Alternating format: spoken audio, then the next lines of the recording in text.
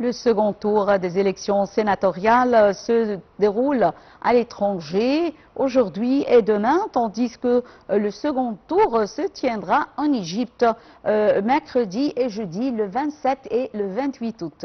Et j'ai le plaisir d'avoir avec moi en ligne actuellement M. Rizk Chehata, représentant des Égyptiens vivant expatriés en France, Bonjour M. Rizk Chehata, bonjour et bienvenue. Bonjour madame, merci pour votre invitation. Merci à vous. Alors, tout d'abord, veuillez nous parler de l'importance des élections sénatoriales en ce qui concerne la vie politique et la participation politique des Égyptiens. Oui, en effet, moi je pense que les institutions est aussi important que les autres domaines qui concernent n'importe quel pays. Alors pour notre pays, l'Égypte, comme les institutions militaires c'est important, les institutions sécuritaires c'est important, mais construire aussi les institutions civiles est très important également. Et dans ce sens-là qu'il faut que tout le monde fait un effort supplémentaire pour aller choisir ses sénateurs pour la prochaine étape qui est très importante pour l'Égypte parce que quand un président de la République a des décisions importantes à prendre, ben, c'est confortable d'être appuyé par les institutions, que ce soit le Parlement ou le Conseil sénatorial qu'on appelle des sages le Sénat, en France. Et donc, du coup, c'est là l'importance de la chose. Et en même temps, pour profiter aussi, je parle là des pays des Égyptiens, la diaspora égyptienne à l'étranger, un peu partout dans le monde, ils ont une expérience acquise pendant des années, qui doivent la mettre au service de leur pays d'origine. Et c'est logique, c'est du bon sens.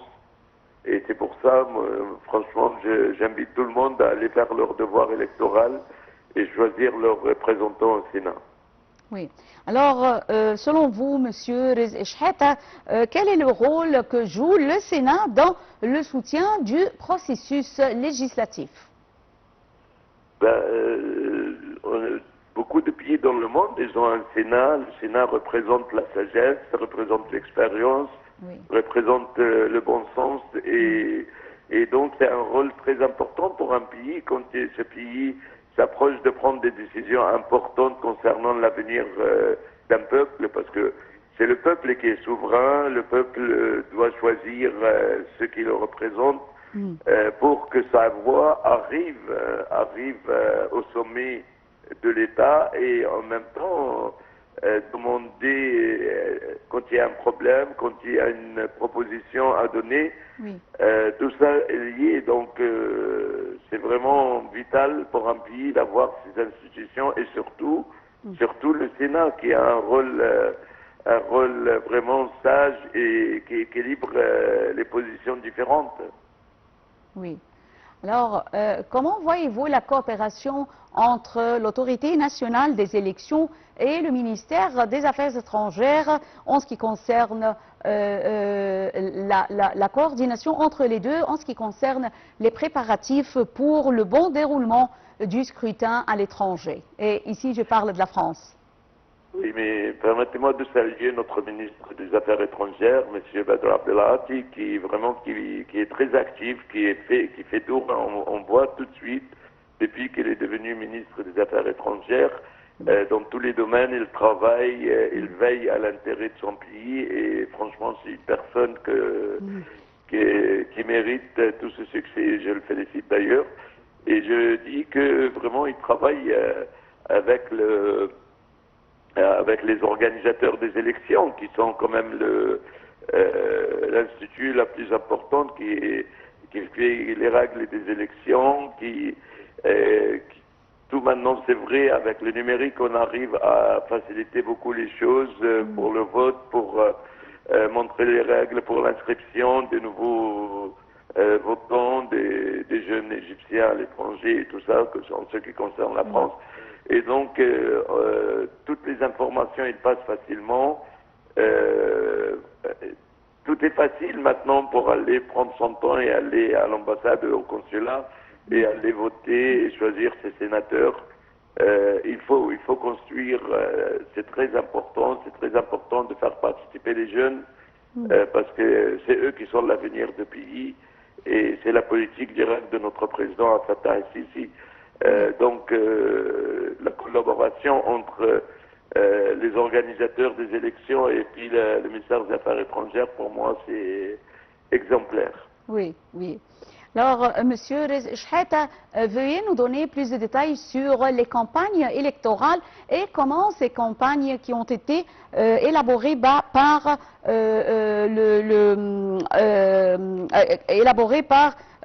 l'autorité nationale des élections, comment il œuvre à améliorer le climat de la transparence et de l'égalité entre les candidats? Oui, comme toute élection, il y en a des candidats indépendants et des candidats qui sont liés à des partis politiques.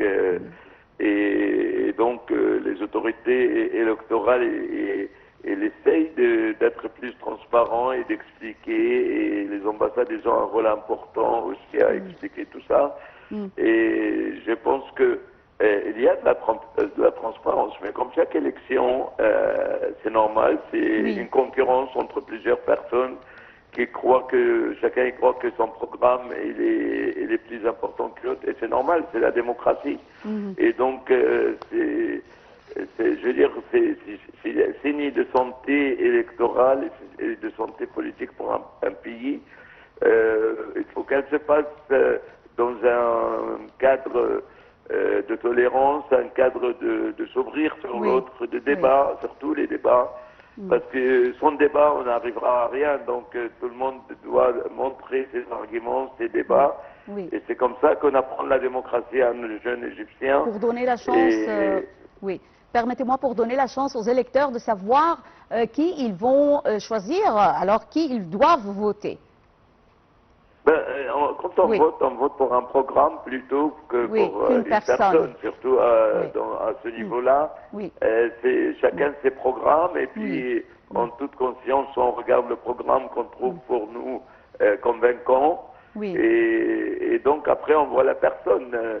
C'est vrai que la valeur de la personne, elle est aussi importante pour des élections présidentielles, par exemple.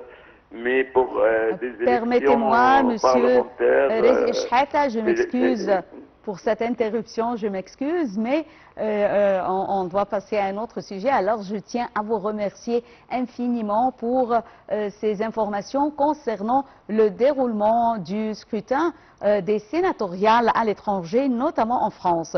Je tiens à vous remercier infiniment, Monsieur Riz Shehata, représentant des Égyptiens expatriés en France, d'avoir été avec nous en ligne.